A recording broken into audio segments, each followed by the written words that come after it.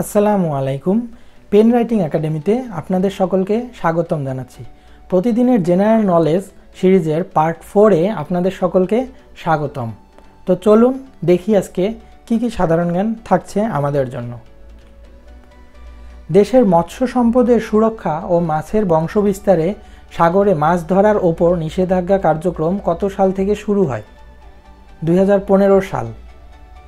চীন কবে এক সন্তান নীতি বাতিল করে 2 সন্তান নীতি চালু করে? 2016 সালে।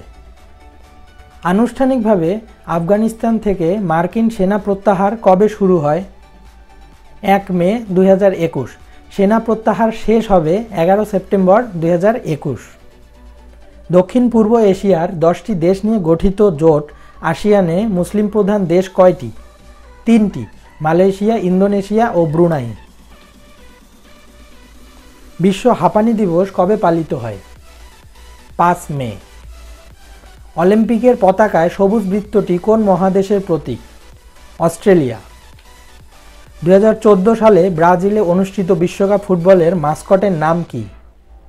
ফুলেকো। Harold ডোমাক model.